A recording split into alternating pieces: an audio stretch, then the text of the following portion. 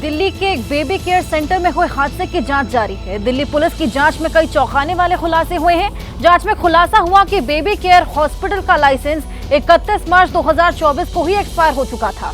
साथ ही वहां पर डॉक्टर भी नहीं थे जो कि ट्रेन थे। ऐसे में अस्पताल में शनिवार को आग लगने से 7 नवजात बच्चों की मौत हो गई।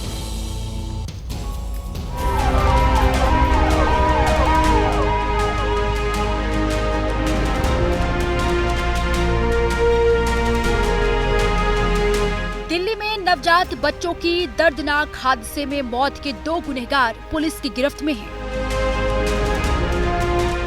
पूर्वी दिल्ली के विवेक विहार में बेबी केयर न्यूबॉर्न नाम से निजी अस्पताल में लगी आग में 7 नवजात बच्चों की मौत के मामले में गिरफ्तार अस्पताल के मालिक डॉक्टर नवीन खीची और डॉक्टर आकाश को आज करकरडुमा कोर्ट में पेश किया जाएगा। डॉक्टर आकाश शनिवार रात को हादसे के वक्त अस्पताल में ड्यूटी पर थे। पुलिस के मुताबिक दोनों के खिलाफ आईपीसी की धारा 336 यानी दूसरों की व्यक्तिगत सुरक्षा को खतरे में डालने और 304A यानी लापरवाही से मौत का कारण के तहत मामला दर्ज किया गया है। साथ ही 304 और 308 भी जोड़ी गई है।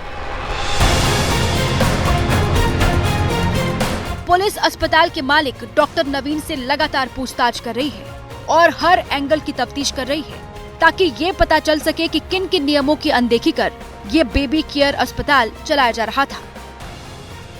मौका मुआयना करने में पता चला कि हॉस्पिटल की परमिशन भी 31 मार्च तक की थी और 5 बेड तक की परमिशन थी, लेकिन यहाँ पे 5 से ज़्यादा बेड लगे हुए थे और इसके अलावा फायर का भी प्रॉपर व्यवस्था नहीं थी एग्जिट की, और फायर एक्सटिंग्विशर भी नहीं थे और ऑथोराइजेशन से ज़्यादा सिलेंडर्स वहाँ पे थे।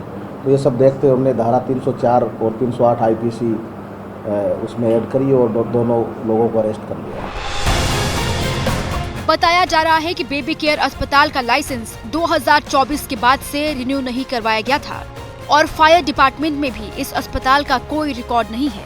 दिल्ली अग्निशमन सेवा DFS के मुताबिक अस्पताल में शनिवार रात करीब 11:30 बजे आग लग गई और जल्द ही ये 2 अन्य इमारतों में फैल गई।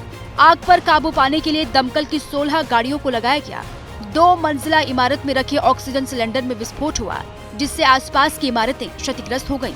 अस्पताल में जिस वक्त आग लगी उस वक्त वहां पर 12 बच्चे एडमिट थे, जिनमें से 7 की मौत हो चुकी है, जबकि रेस्क्यू किए गए 5 बच्चों का इलाज जारी है।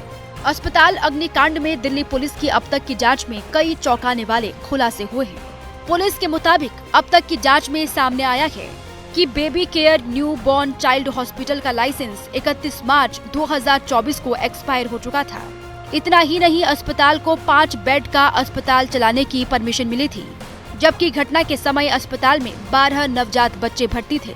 यहाँ तक कि नियोनेटल इंटेंसिव केयर यूनिट के लिए क्वालिफाइड डॉक्टर भी नहीं थे। BAMS डॉक्टर को अस्पताल ने रखा था। किसी भी आपात स्थिति से निपटने के लिए अस्पताल में किसी तरह का फायर एक्सटिंग्विशर भी नहीं था। अस्पताल में किसी भी तरह की इमरजेंसी एग्जिट नहीं थी। जांच के दौरान पता चला कि बेबी केयर न्यूबॉर्न हॉस्पिटल की 4 ब्रांच है। विवेक विहार जहां आग लगी उसके अलावा पंजाबी बाग, फरीदाबाद और गुरुग्राम में स्थित है। अस्पताल के मालिक डॉक्टर नवीन खीची MD पेडियाट्रिशियन हैं और अपनी पत्नी डॉक्टर जागृति के साथ मिलकर अस्पताल चलाते हैं। डॉक्टर जागृति डेंटिस्ट हैं। दिल्ली पुलिस की क्राइम टीम और FSL की टीम ने मौके का मुआयना किया। शुरुआती जांच में आग की वजह शॉर्ट सर्किट को बताया गया। हालांकि दिल्ली सरकार के लेबर डिपार्टमेंट की इलेक्ट्रिक इंस्पेक्शन रिपोर्ट आनी अभी बाकी है। फायर डिपार्टमेंट से भी उसकी रिपोर्ट मांगी गई है। आग लगने से जिन बच्चों की मौत हुई उनके शव GTB अस्पताल के मोर्चरी में रखे गए हैं। जहां पहुंचे उनके परिजनों में दुख तो था ही, नाराजगी भी दिखी। 15 तारीख को ऑपरेशन हुआ था, जब भी वहाँ से पैदा होते के साथ ही ऑपरेशन हुआ, तो बच्चे को बताया हमें दूसरे के वेंटिलेटर पे है बच्ची। 10-15 हज़ार रुपये रोज हमसे बेबी केयर में लिए जा रहे थे। घटना के बारे में कैसे आपको जानकारी मिली? कैसे फोन करा नेहरू विहार से, उन्होंने कहा कि बेबी केयर में जाके देख तेरी बच्ची के वहाँ पे धमाका हो गया हॉस्पिटल में। किसी ने ना हॉस्पिटल ने कोई जानकारी दी, ना किसी भी तरह की कोई वो दी। पूरा स्टाफ उसका जिम्मेदार है। मैं इनके ऊपर जब मुकदमा दायर करूँगा। इस पूरी घटना में कुछ ऐसे लोग भी सामने आए जिन्होंने अपनी जान पर खेलकर बच्चों का रेस्क्यू किया। कितने बजे यहाँ पर पहुँचे और क्या मंजर उस समय? मैं तो 11:40 बजे जैसे धमाका हुआ उसके 1-2 मिनट बाद मैं यहाँ पे पहुँच गया था। बिल्कुल क्या स्थिति थी और बच्चों को कैसे रेस्क्यू किया जा रहा? यहाँ स्थिति बहुत ज़्यादा आगे था, बहुत ज़्यादा फ्रंट में बहुत ज़्यादा हालत ख़राब थी। इतनी आग थी कि कोई आगे नहीं जा सकता था। 100 मीटर तक भी कोई आगे नहीं आ सकता था, इतनी आग थी यहाँ पे। तो हम लोगों ने पीछे से रेस्क्यू करने का ऑपरेशन किया।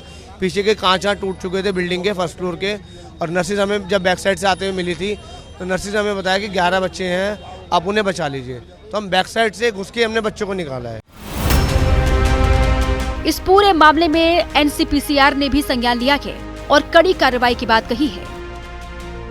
हम दिल्ली सरकार को नोटिस करेंगे। अस्पतालों के नियोनेटल केयर यूनिट्स में आगजनी की घटनाओं को रोकने के लिए आयोग ने 2021 से लगातार दिल्ली सरकार को कई सारे निर्देश दिए, लेकिन दुर्भाग्य की बात यह है कि दिल्ली सरकार ने कभी उनका जवाब नहीं दिया। अगर दिल्ली सरकार समय रहते काम करती तो ऐसी दुर्घटनाओं से बचा जा सकता था। दिल्ली के स्वास्थ्य मंत्री ने भी कड़ी कार्रवाई करने का भरोसा दिया है। मेरी सेक्रेटरी हेल्थ से बात नहीं हो पाई है। मैं सुबह से कई बार उनको कॉल किया, वे फ़ोन नहीं उठा रहे हैं। इसकी जांच करेंगे, जल्द जांच करेंगे, और जो भी दोषी हैं जिन्होंने इसके अंदर लापरवाही की है या मिलीभगत की है, उनको सख्त से सख्त कार्रवाई की जाएगी।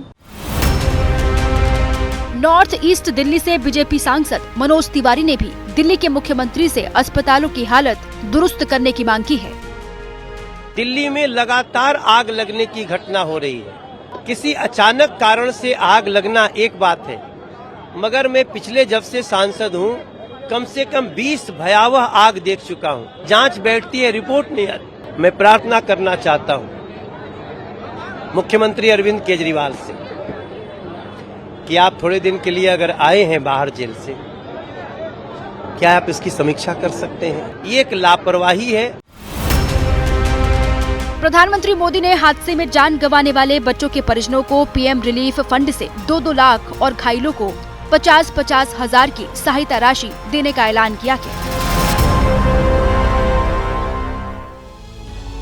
जैसे ही घड़ी का काटा दोपहर 2:30 पे आए, बबीता जी का दिल सास बहू साजिश के लिए मचल जाए। और ये है इनकी बहू, पूरे दिन ऑफिस की टेंशन हो जाए गॉन जब ये करें अपना फेवरेट शो फ्री टाइम पे ऑन। इनकी तरह आप भी देखिए अपना फेवरेट शो अपने टाइम पर और डाउनलोड कीजिए एबीपी लाइव ऐप अपने स्मार्ट टीवी पर।